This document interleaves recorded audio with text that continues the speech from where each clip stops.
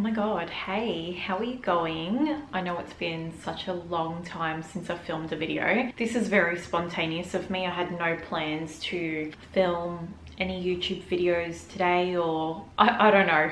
I haven't thought about it in a really long time. The last time I filmed was last year. I don't even know how old Lily would have been, but she wasn't 1. She could have been like 7 months, 8 months old, who knows, but she's 1.5 now. So I've got a toddler, and yeah, life's just been really hectic and I'm living my best stay-at-home mum life. I posted on my Instagram in January like to ask me questions because like I kind of felt like filming a YouTube video, and then life got pretty crazy, and yeah, it's been like already a crazy year and we're only in April at the moment. I did bring my crochet stuff here, but honestly I don't know how much I'm going to crochet while sitting here. I was going to do like a crochet with me, chat with me, but I feel like once I start talking I find it really hard to like crochet at the same time. If it's not something I can just crochet without thinking, then yeah, it's hard to do the 2 at the same time while also watching the baby monitor. Lily is asleep for her 1 nap a day. She only has 1 nap. But I did bring out an abandoned crochet project I did years ago, like before I was pregnant, and I found it. I'm like, why didn't I finish this? I was almost finished. So I actually did like a tapestry bag. That's what it looks like. I fucking hate tapestry. It's very time consuming and I'm such a perfectionist. I just feel like it's hard, and like all the yarn starts getting tangled with all the colors. If there's an easier way to do it, then I probably would do it more. Jared's texting me. I don't know where I was at because Jared messaged me, but I was talking about the bag. But this is what it looks like. I've got the bottom, I've got both the sides done, and they're sewn together. So it's just like a little, it's meant to be a little handbag, and I've got the strap, which isn't finished, almost finished. But I don't know if I'll be able to do it today. I don't know if I'll have enough time. Probably have to do it at night when Lily is down for her sleep. And oh my god, why is it tangled? But that's what I want to finish, and then I need to pull out all my other abandoned crochet projects, and I thought maybe I could film completing the projects. I don't know if that's something you guys would want to see. But yeah, I'm sitting in Lily's little play area. She's got her toys up here, her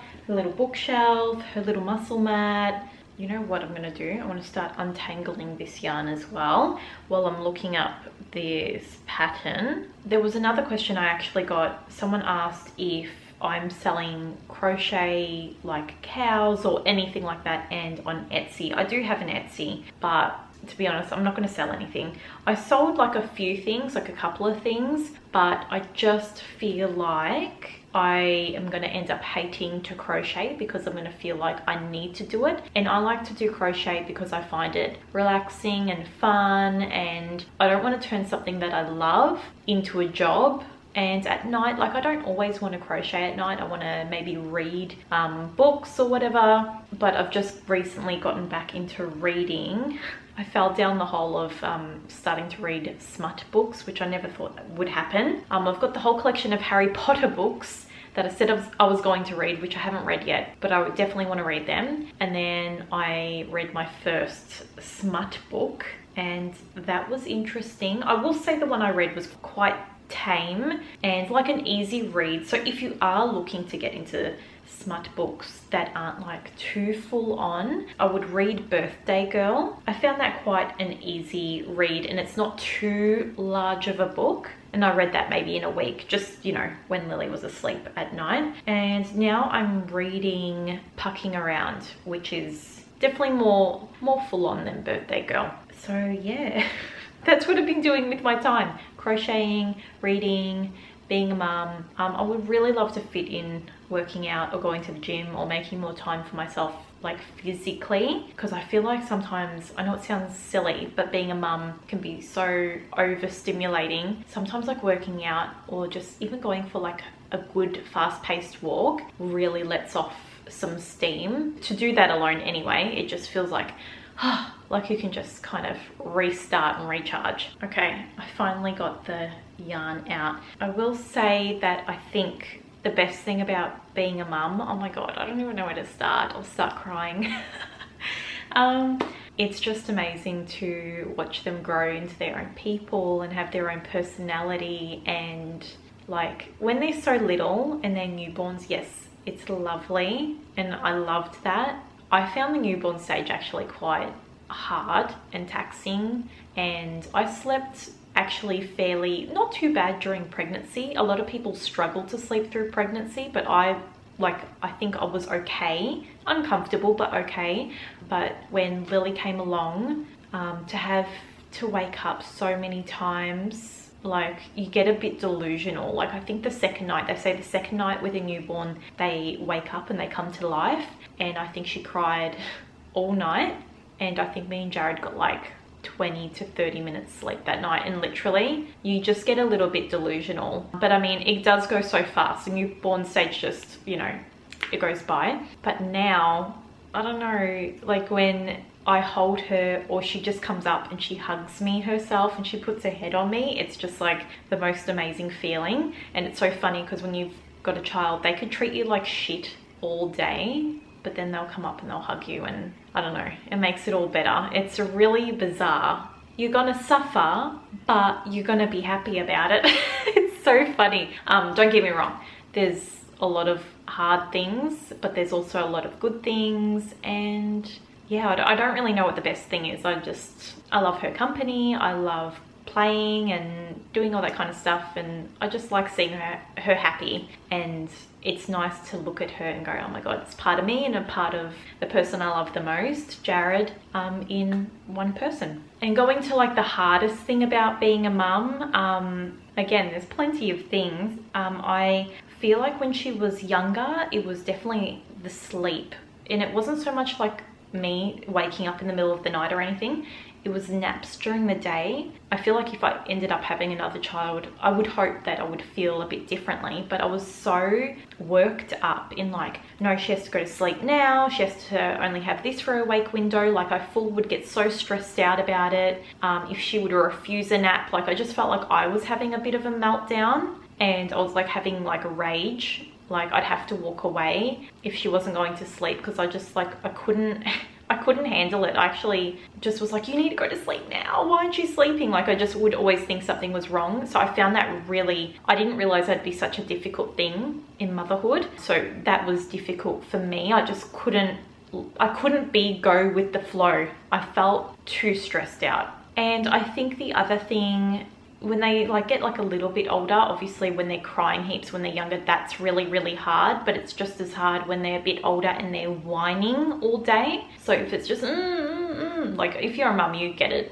and it's constant and it's all day and you just feel completely burnt out. I feel so overstimulated when she has that kind of day, or like a couple of days like that, and it's just like, why? I don't want to sound bad, but it's like, why fuck are you whining so much? Like I've fed you and I've changed you and I'm doing all I can for you, and it's just sometimes that still doesn't fix it. It's just, it could be anything though, you know, regressions and teething and whatever else. So I think that's probably one of the hardest things for me. Still learning. You know, you try to keep yourself balanced and control your emotions and keep yourself calm so you can keep them calm, but sometimes it's really hard and sometimes you just have to cry with them.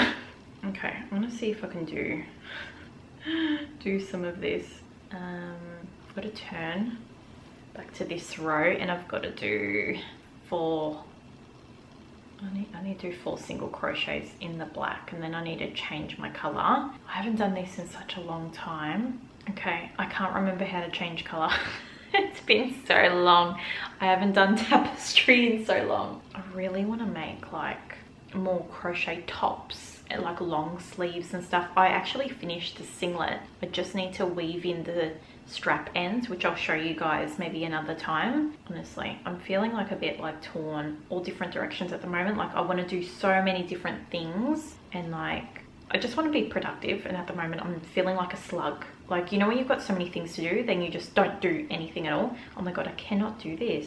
Okay, I'm just gonna keep going and see what happens here. I don't think anyone could pay me to do tapestry crochet. I cannot believe I even did that. But I mean, I didn't have a child when I started doing it, so I had a lot more time in my life.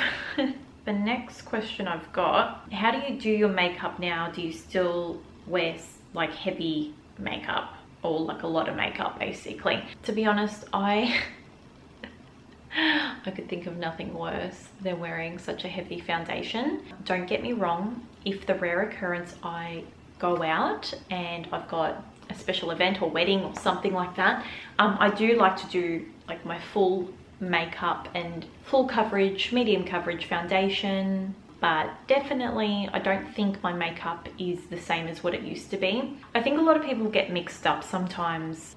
When I used to do makeup on YouTube, I think people would assume that I would wear that heavy makeup out all the time, like the really bright and crazy stuff, which never really happened. My channel was purely to do makeup and do makeup reviews, so a lot of the time I was reviewing a lot of makeup and trying it, first impressions. So I just would try to do something different and artsy and pretty for the video, but like I'd never wear probably bright colors out like that. But now I just cannot stand the feel of liquid foundation. Today I've got concealer on, but I've put, oh my god, I'm such a mom, I've hit my 30s.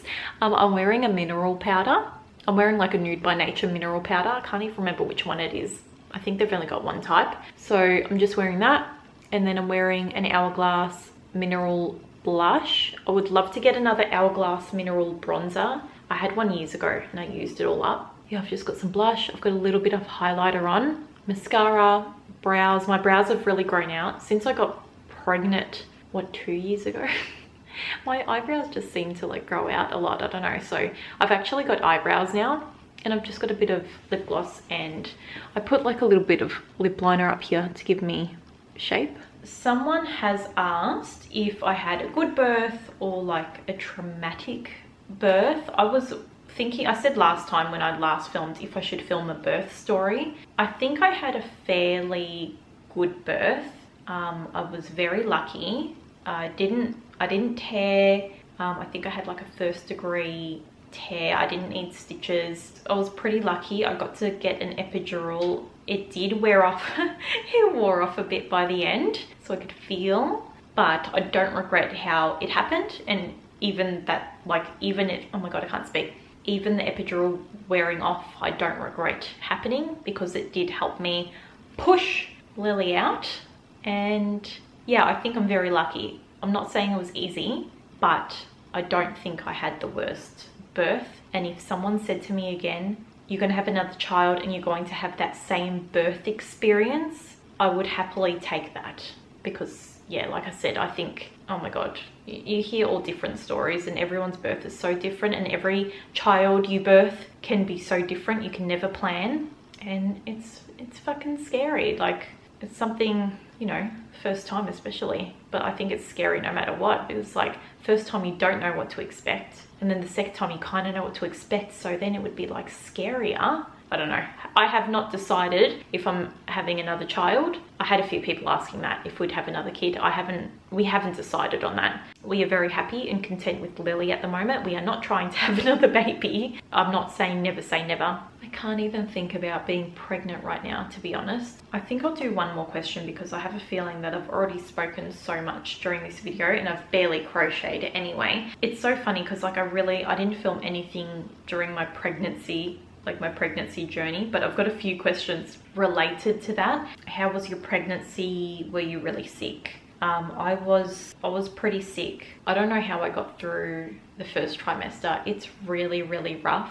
I don't know how people get through it when they've got like, is it HG, where they're so sick that they're like going to the hospital. I do not know how women do it. Women are crazy. They're crazy, but they're amazing, but it's fucked. Like, I don't know, what's the earliest you can be sick? 4 or 5 weeks? That I was sick like right from the start. I would literally wake up feeling completely hungover. I'd have to roll out of bed into the ensuite and I'd have to chuck up straight away. Disgusting. And it'd be nothing because obviously I hadn't eaten during the night, so it was just stomach bile, and then I'd vomit again, and then I'd vomit again, and I think I'd vomit like at least 5 times from then till 12, like midday. And I was working from home, and literally if like I'd have my 15-minute break, I would lay on the floor next to my computer and I'd literally set an alarm and I'd sleep for 15 minutes. That's how quickly I would go to sleep, because I just was so tired and so sick.